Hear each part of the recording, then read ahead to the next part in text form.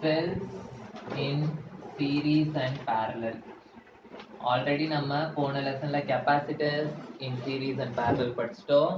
இந்த லெசன்ல resistors in series and parallel படிச்சிட்டோம்.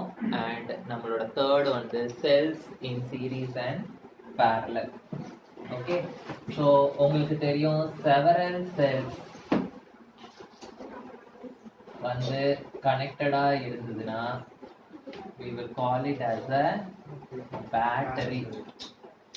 Several cells connected together, they will form a battery.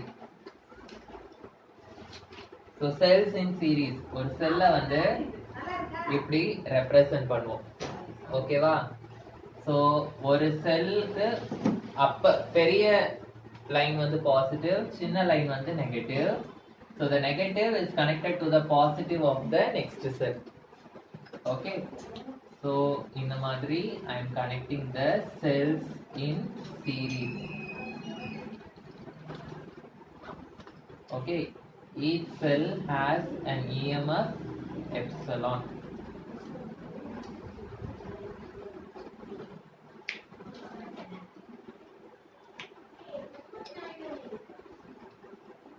So இந்த cells எல்லாம் சேர்ந்து தான் it is called as a battery. நம்ம வந்து சில சர்க்யூட் டயக்ராம்ஸ்ல வந்து இப்படி போட்டிருப்போம். ஞாபகம் இருக்கா? இது வந்து nothing but many cells together அப்படின்னு அர்த்தம். It is called as a battery. Okay.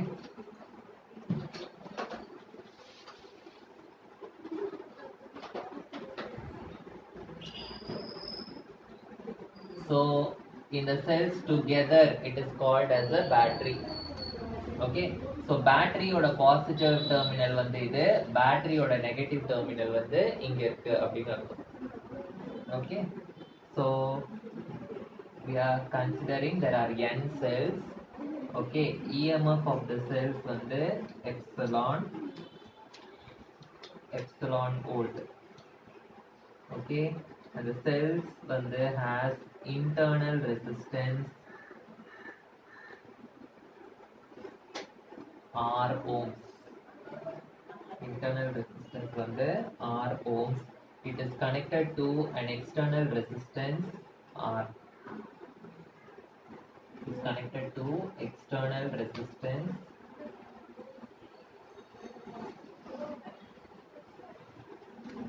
R. So ஒரு செல்லோட EMF வந்து எப்சிலான். அப்ப n செல்ஸோட EMF என்னவா இருக்கும்? n into epsilon. Okay, so total EMF of the battery. Okay, total EMF of the battery is equal to n epsilon. N epsilon. Total resistance என்னவா இருக்கும்? ஒவ்வொரு செல்லுக்கும் R R R அப்படின்னு internal resistance இருக்கு. அப்ப n number of செல்ஸுக்கு எவ்வளவு resistance இருக்கும்? n into R. இந்த resistance இல்லாம வெளியேயும் ஒரு ரெசிஸ்டன்ஸ் இருக்கு. ஸோ டோட்டல் ரெசிஸ்டன்ஸ் வந்து NR plus R. இதுதான் வந்து என்னோட டோட்டல் ரெசிஸ்டன்ஸ். ஓகே, இப்போ ஓம்ஸ் லா உங்களுக்கு தெரியும். What is Ohm's law? Ohm's law வந்து என்னது? V is equal to IR. So இதுல இருந்து current I is equal to V by R அப்படின்னு எழுதலாம். Okay, so according to this current I is equal to V னா என்னது? Volt.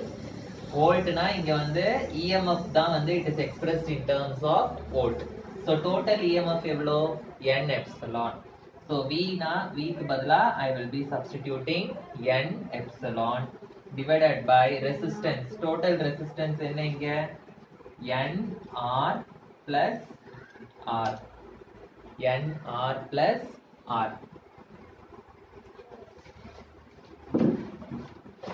Suppose in the R, if the small r வந்து is very much lesser than capital R. So இந்த capital R வந்து ஒரு 1000 அப்படின்ற ஒரு வேல்யூ இருக்கு. capital R ஓட வேல்யூ வந்து it is somewhat like 10,000 அப்படின்னு வச்சுக்கலாம். இந்த small r ஓட வேல்யூ வந்து 0.00001 அப்படின்னு வச்சுக்கலாம். ஓகேவா? அதாவது ஸ்மால் ஆர் வந்து very much smaller than capital R அப்படின்னா இது ரெண்டுத்தையும் ஆட் பண்ணா எனக்கு என்ன வரும்? 10,000.00001 அப்படின்னு வரும். இது அப்ராக்சிமேட்டா நான் எப்படி எழுதலாம்? 10,000 எழுதலாம். கரெக்டா? So if R is very much lesser than capital R, we can write NR plus R வந்து ஏன்னா அது கூட இந்த ஸ்மால் வேல்யூவை ஆட் பண்ணாலும் எனக்கு ஆல்மோஸ்ட் இதே வேல்யூ தான் வருது. So this I can approximately write it as capital R itself. ஓகேவா? So இப்போ இதை வந்து இந்த ஃபார்முலால சப்ஸ்டிட்யூட் பண்ணா என்ன ஆகும்? I will be getting I is equal to n epsilon divided by nr plus r வந்து I am going to write it as only r.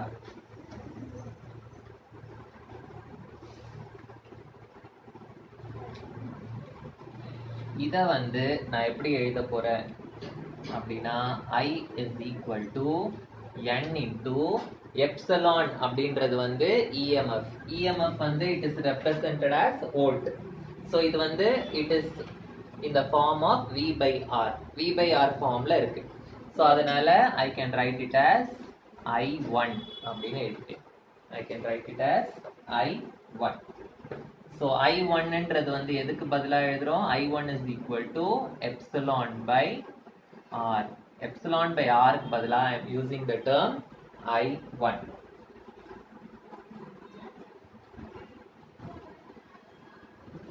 புரிஞ்சுதா? So I1 அப்படின்னா current due to the first cell. I2 அப்படின்னா current due to the second cell. அந்த மாதிரி வந்துட்டே இருக்கு. Okay. இப்போ இன்னொரு கேஸ் இருக்கு. Suppose if R is very much greater than R. அப்போ எனக்கு இந்த வேல்யூ வந்து ரொம்ப பெரிய வேல்யூவா இருக்கும், இந்த வேல்யூ வந்து ரொம்ப சின்ன வேல்யூவா இருக்கும். ஸோ அந்த மாதிரி டைம்ல NR plus R வந்து I should approximately write it as NR. Okay. So அப்போ எனக்கு என்ன ஆகும்? I வேல்யூ என்ன ஆகும்? I is equal to N epsilon divided by NR plus R அப்படின்றத வந்து I am going to write it as NR. Okay. N வந்து will get cancelled. So I is equal to epsilon by R அப்படின்னு கிடைக்கும். ஓகேவா? So again இதுதான் வந்து current due to the single cell. Current due to the single cell. Epsilon by R னா என்னது? I1 எனக்கு. I will be equal to I1 அப்படின்னு வரும். புரிஞ்சுதா?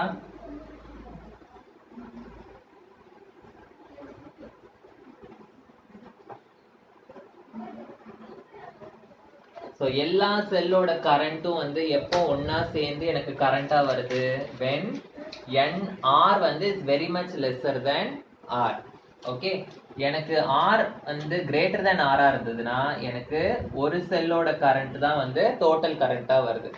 ஆனா எனக்கு R வந்து less than R வரும்போது n times of this ஒரு செல்லோட கரண்ட் தான் வந்து டோட்டல் கரண்ட். அப்போ if R வந்து very much lesser than R ன்னு வரும்போது தான் எனக்கு அந்த செல்ஸை கனெக்ட் பண்றதுல கொஞ்சம் அட்வான்டேஜ் இருக்கு அப்படின்னு அர்த்தம். ஓகேவா?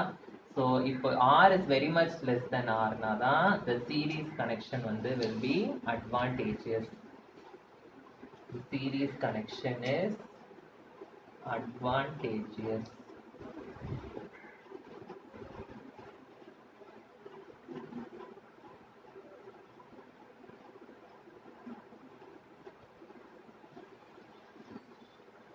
புரிஞ்சுதா? Cells in series. Okay. So next நம்ம பார்க்க போறது வந்து cells in parallel.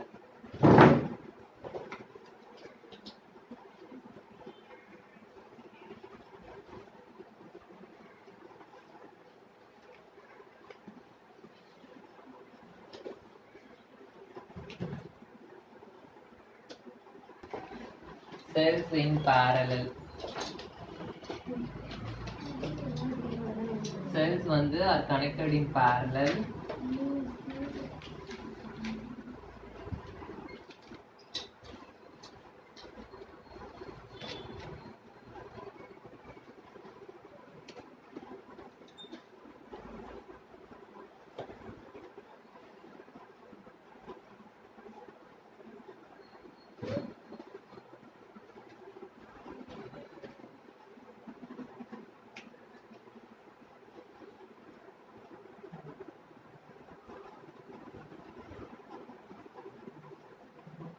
So again number of cells வந்து there are n number of cells. Okay, so they are connected between the points A and B. Okay, so resistance, external resistance வந்து R. Okay, epsilon அப்படின்றது வந்து EMF of the cells. Okay, and small r வந்து it is the internal resistance of the cells. Okay, so if the cells are in parallel, okay, so cells வந்து parallel இருந்ததுனா ஒரு parallel connect ஆயிருந்ததுனா resistance வந்து in parallel என்ன அப்படின்றது நம்ம படிச்சிருக்கோம். 1 by RP is equal to 1 by R1 plus 1 by R2 plus 1 by R3. அதே மாதிரி இந்த செல்ஸ் எல்லாமே வந்து parallel இருக்கிறதுனால இதுங்களோட internal ரெசிஸ்டன்ஸும் எப்படி இருக்கு? They are connected in parallel.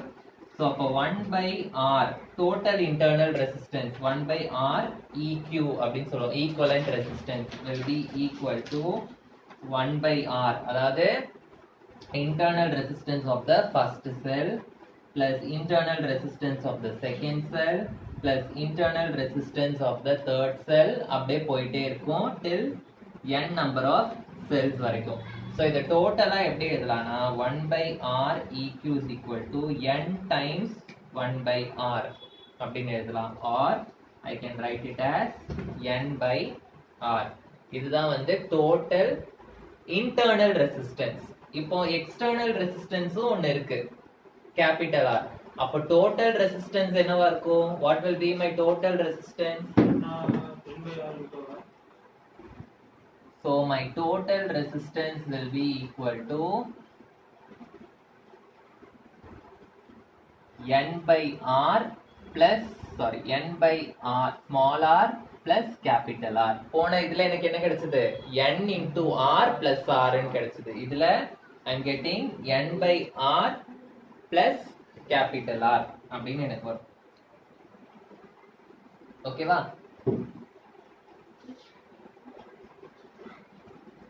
Sorry, R by n plus R ன்னு வரும்.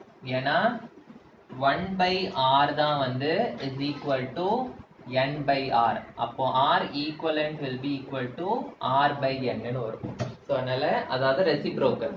So R by n plus capital R அப்படின்னு வரும். ஸோ டோட்டல் EMF என்னவா இருக்கும்? ஸோ டோட்டல் EMF வந்து it is epsilon epsilon epsilon. So n number of cells இருக்கும்போது it will be n epsilon. So what will be my current? சொல்லுங்க. இந்த பேட்டரியோட EMF வந்து epsilon, இதோட EMF வந்து epsilon, இதுவும் epsilon. ஓகே, ஆனா இந்த செல்ஸ் எல்லாம் பாருங்க, it has the same starting point and same ending point. ஓகேவா? ஆனா சீரிஸ்ல வந்து அப்படி இல்ல, ஒரு செல்லுக்கு ஸ்டார்டிங் பாயிண்ட் எண்டிங் பாயிண்ட், ஒரு செல்லோட எண்டிங் பாயிண்ட்ல தான் இன்னொரு செல் இருக்கும், அந்த மாதிரி இருக்கும். சோ அப்போ இங்க எப்சிலான் அப்படின்றது வந்து common for all the cells. ஓகேவா? because they are connected in parallel. so I is equal to என்னது? V by R. I is equal to V by R. so V னா எனக்கு EMF தான் வந்து it is represented in volts. so V க்கு பதிலா I should write epsilon by R. R வந்து total resistance என்னது எனக்கு சொல்லுங்க? R by n plus R. so இதுக்கு LCM எடுத்தா என்ன ஆகும்? I is equal to epsilon by R plus n into capital R divided by n. இந்த n வந்து நியூமரேட்டருக்கு போய்டும். so I is equal to n epsilon by R plus n into R அப்படின்னு வரும். Okay, so first case வந்து நம்ம என்ன consider பண்ண போறோம்? if R is greater than nR. if R is greater than R, நான் என்ன எடுத்துக்கலாம்? R plus nR I can approximately take it as small r. so அப்ப அதுக்கு பதிலா small r substitute பண்ணுங்க. what I will be getting? I is equal to n epsilon by n plus nr. R plus nR க்கு பதிலா I will substitute R. so epsilon by R அப்படின்றது வந்து it is I1 அப்படின்றது போன டெரிவேஷன்ல பார்த்தோம். so I is equal to n times I1. okay, n times of I1 அப்படின்னா அப்போ எனக்கு வந்து சீரீஸா இருக்கும்போது r is less than r ன்னு வரும்போது தான் அட்வான்டேஜஸா இருந்தது. ஆனா parallel வரும்போது if r is greater than r ன்னு வரும்போது தான் எனக்கு advantages. So parallel connectionல if r is greater than r வந்து the connection is advantageous. It is advantageous. அடுத்த கேஸ் பார்க்கலாம். அடுத்த கேஸ் என்னவா இருக்கும் எனக்கு? அடுத்த கேஸ் வந்து if r is very much lesser than r. If r is very much lesser than r எனக்கு என்ன வரும்? r plus nr வந்து I am going to write it as nr. So what I will get? I is equal to n epsilon divided by nr ன்னு கிடைக்கும். n will get cancel. I is equal to epsilon by r. It is not advantageous. Okay. n times of all the current. இதுதான் வந்து அப்ப டோட்டலா நிறைய current கொடுக்கும். ஓகேவா? So அப்ப இதுதான் advantageous. It is not advantageous. So புரிஞ்சுதா? What is cells in series and cells in parallel. So next வந்து நம்ம இந்த லெசனோட 5 mark questions ஆரம்பிக்க போறோம். ஓகே? எத்தனை பேப்பர்ஸ்னா? போக தெரியும். ஓகே. 5 mark question போறதுக்கு முன்னாடி 5 mark question போறதுக்கு முன்னாடி we have to study the important rules called as Kirchhoff's rule. Okay. Important ஆன ஒரு ரூல் படிக்கணும். It is called as Kirchhoff's rule. Okay, Kirchhoff's வந்து ரெண்டு ரூல்ஸ் இருக்கு. சோ அந்த ரெண்டு ரூல்ஸையும் வந்து நம்ம படிக்கணும். இந்த Kirchhoff's ரூலை வச்சு தான் we will be studying more 5 mark questions. Okay. So Kirchhoff's rule, state Kirchhoff's rule அப்படின்னு ஸ்டேட் போர்ட் ஸ்டூடெண்ட்டுக்கு தனியா வந்து கொஸ்டின் கேட்பாங்க. ரெண்டு ரூலையுமே எழுதணும். ஓகே. சோ நம்ம பார்க்க போற ஃபர்ஸ்ட் ரூல் வந்து Kirchhoff's first rule. It is called as current rule or it is called as junction rule. Current rule or it is called as junction rule. இப்போ எனக்கு வந்து இங்க ஒரு ஜங்ஷன் இருக்கு. ஓகே, ஜங்ஷன்னா ஒரு மீட்டிங் பாயிண்ட். ஓகேவா? இந்த ஜங்ஷனை வந்து I am writing it as junction A. இந்த ஜங்ஷன் ஏக்கு ஒரு வயர்ல இருந்து I1 அப்படின்ற ஒரு கரண்ட் வந்து இந்த ஜங்ஷனுக்கு உள்ள வருது. ஓகே, I2 அப்படின்ற கரண்ட் வந்து இன்னொரு வயர்ல இருந்து வருது.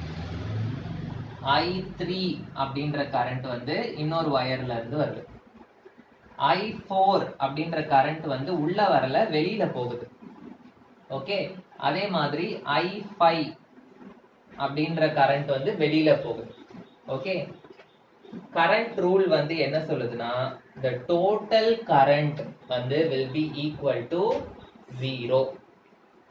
The total current which is meeting at a junction will be equal to another 0. The sum of all the currents meeting in the junction will be equal to 0. ஓகேவா? இப்போ I1 என்ற current வந்து உள்ள வருது. உள்ள வந்ததுன்னா நம்ம பிளஸ் சைன் போடணும். So plus I1. I2 வந்து என்ன ஆகுது?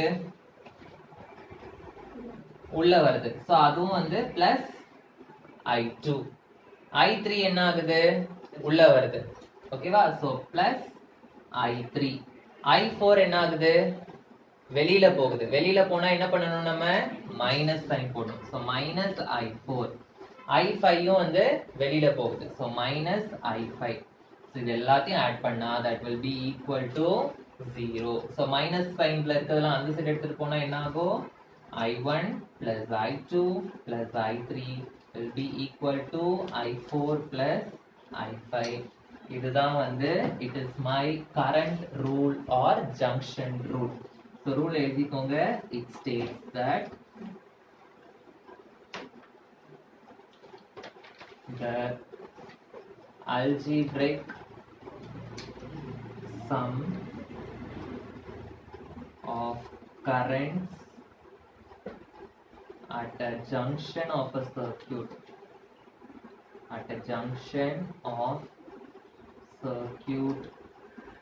is 0. புரிஞ்சுதா?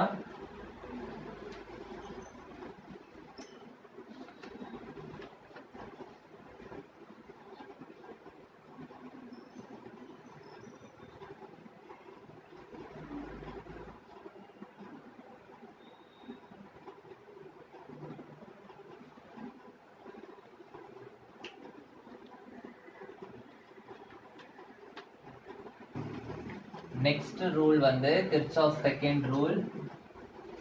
Okay, it is called as voltage rule or loop rule. Voltage rule or loop rule.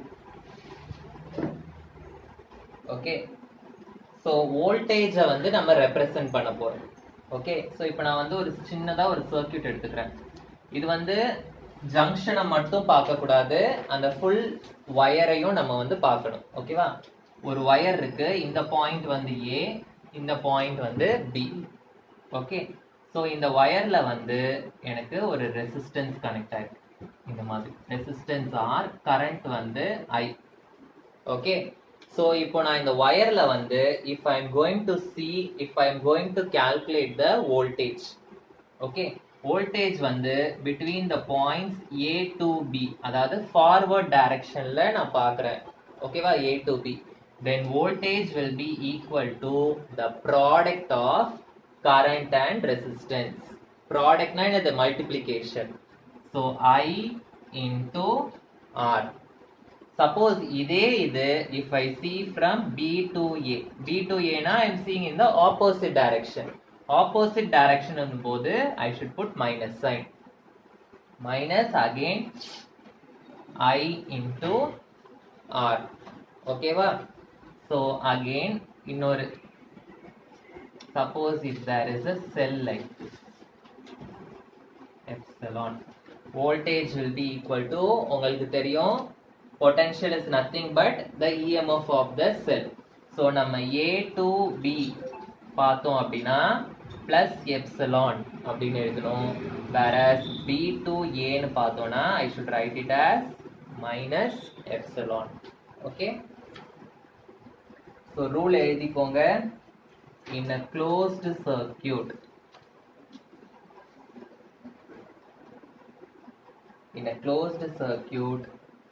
the algebraic sum of the products of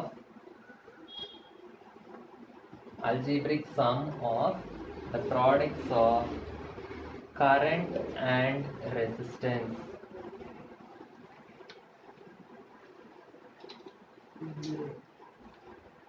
of each part of the circuit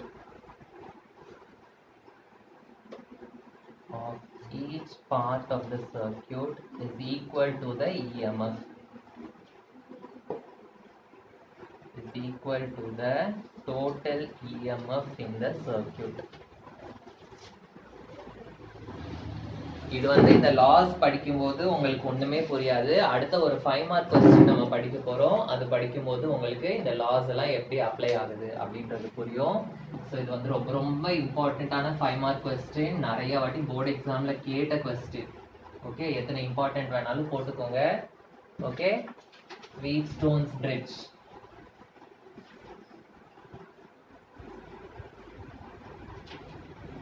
வீட்ஸ்டோன்ஸ் bridge.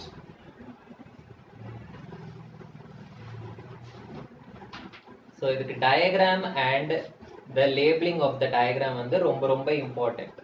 Okay, so அந்த டயக்ராமை வந்து கரெக்டாக வரைஞ்சாலே உங்களுக்கு derivation easy. Diagram பார்த்து நீங்கள் derivation போடுறது ரொம்ப easy. ஓகேவா? So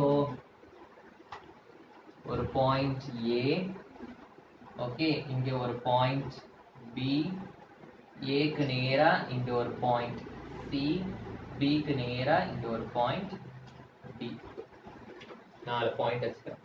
இந்த 4 பாயிண்ட்டையும் நான் இப்படி கனெக்ட் பண்ண போகிறேன்.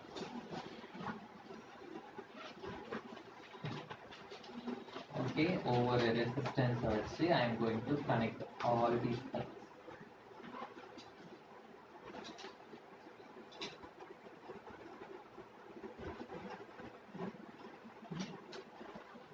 ஸ்ட்ரைட்டா வரைஞ்சுக்கோங்க நீங்க ஸ்கேல் வச்சு.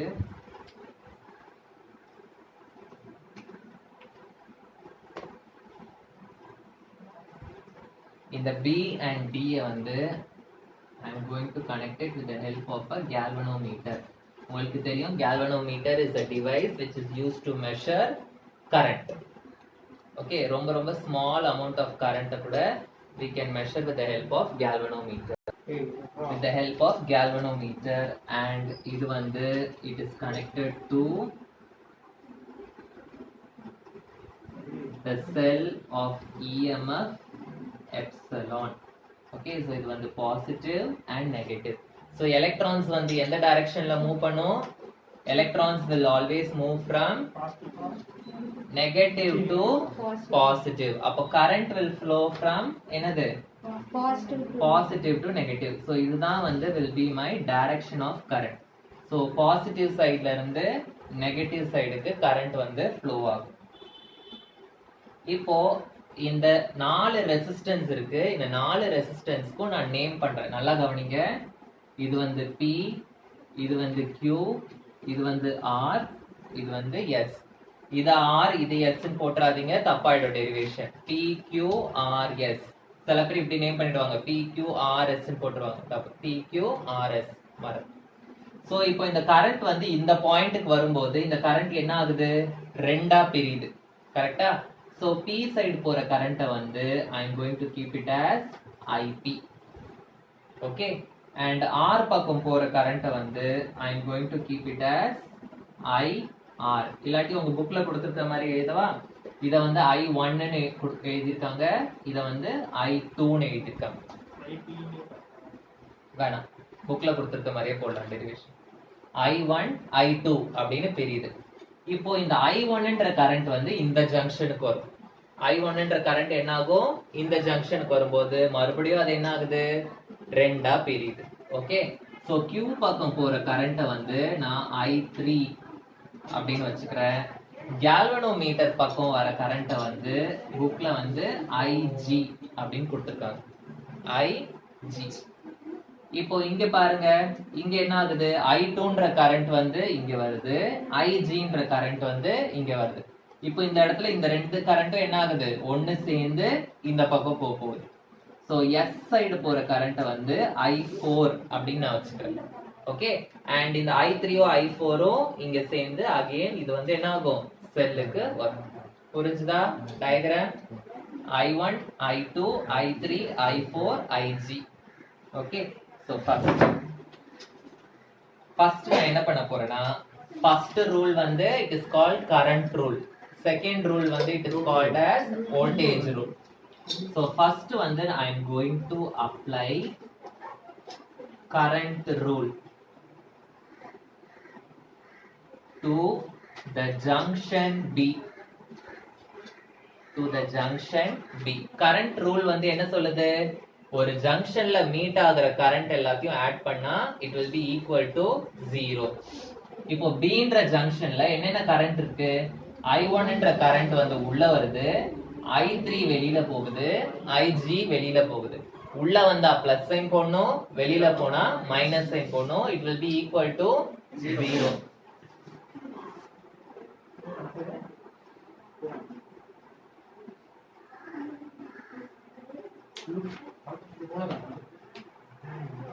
ஓகே, ஜங்ஷன் B க்கு அப்ளை பண்ணுங்க. இந்த கரண்ட் உள்ள வருது, சோ I1, I3 வந்து வெளியில போகுது, சோ என்ன ஆகும்? எனக்கு மைனஸ் I3, IG வந்து வெளியில போகுது, so minus IG will be equal to 0. இத நான் வந்து I am keeping it as equation number 1. next same current rule வந்து நான் வந்து ஜங்ஷன் D க்கு அப்ளை பண்ண போறேன். apply current rule to junction D. so junction D க்கு எதெல்லாம் உள்ள வருது சொல்லுங்க? I2 வந்து உள்ள வருது, IG வந்து it is coming inside, so plus IG, I4 வந்து it is going outside, so minus I4 is equal to 0. இத வந்து நான் equation number 2 அப்படின்னு வச்சுக்கிறேன். ஓகே, so புரிஞ்சுதா? so first rule வந்து I am applying for junction B and junction D. இப்போ second ரூலை நான் வந்து அப்ளை பண்ண போறேன். செகண்ட் ரூல் வந்து voltage rule or loop rule. So நான் இது சொன்னேன், இது வந்து ஒரு ஒயர் ஃபுல்லாத்துக்கும் நம்ம எடுக்கணும் அப்படின்னு. ஸோ நான் வந்து ஒரு லூப்னா வந்து ஒரு சைக்கிள் மாதிரி இருக்கிறது தான் லூப். ஸோ ABDA இந்த லூப்புக்கு நான் வந்து அந்த ரூலை வந்து இப்போ நான் அப்ளை பண்ண போறேன். ஓகே, ஸோ அப்ளையிங் எழுதிக்கோங்க. Applying voltage rule to loop ABDA. ஒரே டைரக்ஷன்ல இருந்தா பிளஸ் சைன், ஆப்போசிட் டைரக்ஷன்ல இருந்தா minus sign. So ABDA. So first A to B பார்க்கலாம். A to B ல current into resistance. So I1 into P. Next BD ல IG into G. So plus IG into G. I to R வந்து opposite டைரக்ஷன்ல இருக்கு. Opposite டைரக்ஷன்னா minus. Minus என்ன வரும்? I2 into R is equal to 0. இது வந்து equation number 3.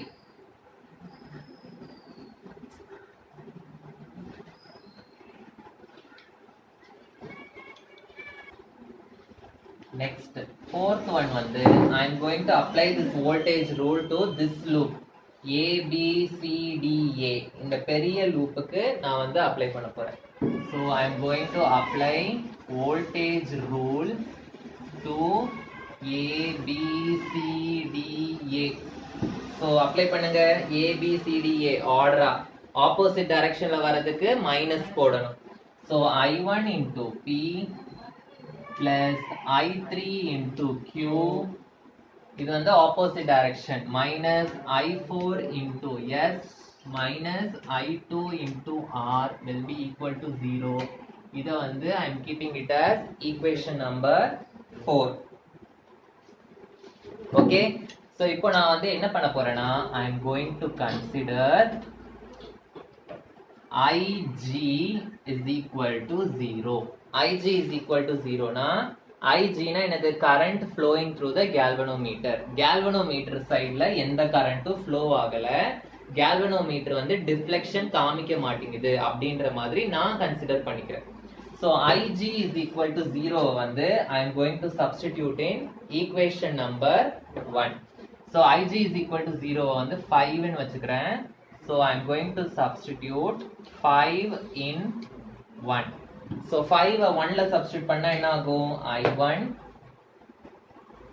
minus I3 IG minus IG வந்து என்னது? 0 ஆயிடும். So minus 0 is equal to 0.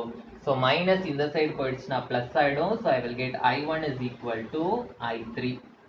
இத வந்து 6 ன்னு வச்சுக்கிறேன். ஓகேவா?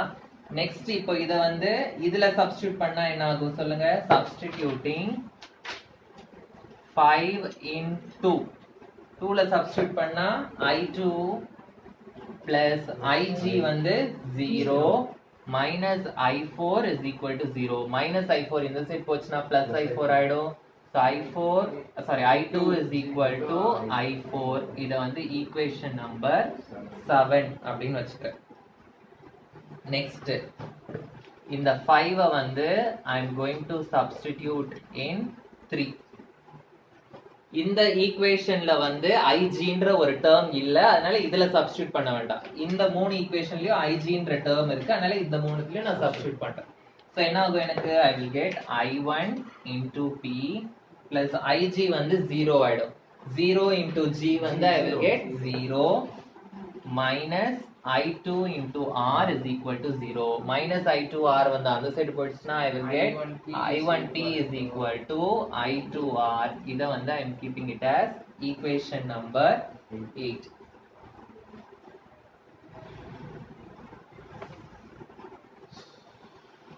இப்போ I am going to substitute this 8 in equation number 4.